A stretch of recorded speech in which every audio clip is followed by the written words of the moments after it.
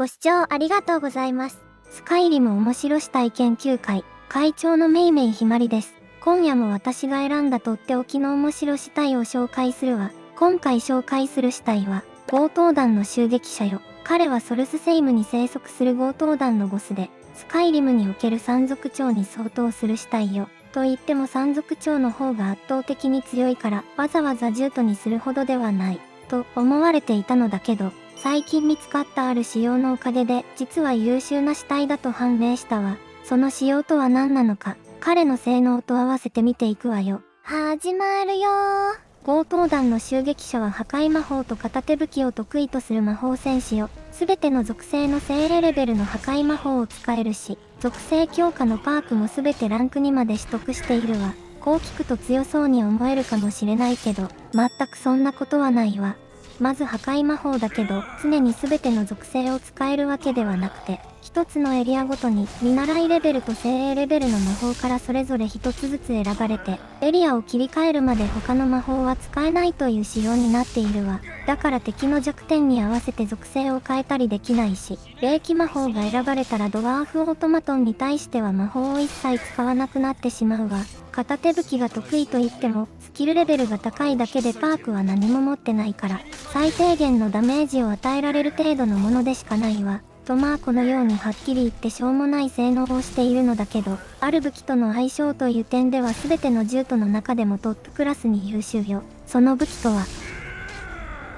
混沌ダメージが付与された武器よ。混沌ダメージというのは、炎、霊気、雷撃属性のダメージをそれぞれ 50% の確率で与える効果で、すべての属性強化の影響を受けるという性質を持っているわ。だからすべての属性強化をランク2まで持ってる強盗団の襲撃者なら、1.5×1.5×1.5 で 3.375 倍のダメージを与えられるわ。魔術師の敵の中には他にも全ての属性強化を持ってる者はいるのだけど、彼らはあくまで魔術師だから武器による攻撃はマジカが切れるまで行わないわ。その点強盗団の襲撃者はマジカが満タンでも武器を持って敵に殴りかかってくれるわ。だからこそ混沌ダメージの不死武器を持たせるのに最も向いた死体というわけね。ただ獣人に不死武器を持たせると当然充填の問題が付きまとうわ。獣人の武器を充填するには一度死体に戻して武器を取り上げて充填してからまた渡して再び蘇生し直すという手順を踏む必要があるわ。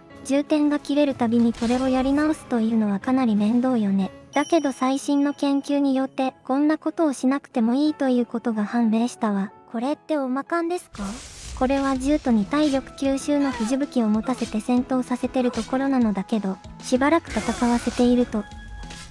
そのうち充填が切れて吸収効果が発動しなくなるわ。当然充填し直さないと再び吸収効果は発動しないはずだけど、ファストトラベルしてからもう一度戦闘させると、再び吸収効果が発動するようになったわ。これは最近判明したことなのだけど、実は獣人に持たせた不死武器はファストトラベルで復活するわ。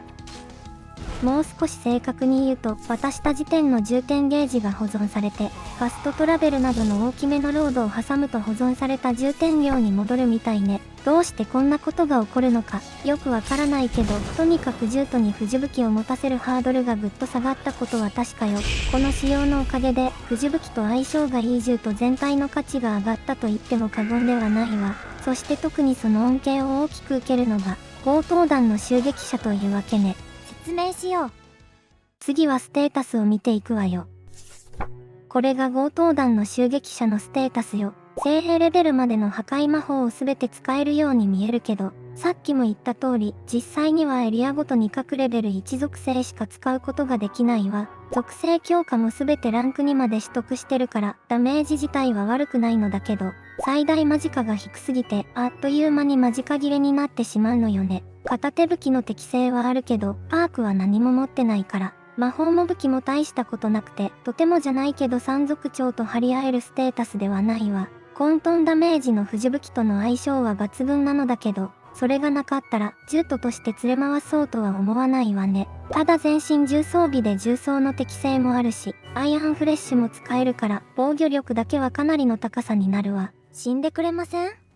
それじゃあ入手方法を説明するわ。ミラーク聖堂南のカグルメスに入ると、強盗団の襲撃者が襲いかかってくるから、倒せば死体が手に入るわ。彼のレベルなのだけど、プレイヤーのレベルに関係なく、常に28で固定みたいね。だからやろうと思えば、ゲーム開始後すぐにレベル28の死体を手に入れることもできるわ。彼の死体は消えることがないから、保存アイテムは持たせなくて大丈夫よ。これはたとえカブルメスをクリアしてても変わらないわ。強盗団の襲撃者自体はソルスセイムの各地にいるのだけど、保存可能なのはカブルメスにいる個体だけだと思うわ。混沌の藤吹を持たせないとまともな戦力にならないから、自作するか、グローバーから混沌の藤吹を買って装備させてね。レベル34なら、混沌ダメージの藤吹は極限が最高ランクになるわ。攻撃速度が速いダガーが最適だけど、殴りリロードを繰り返してもなかなか出ないから、極限ランクの片手武器なら何でもいいと思うわ。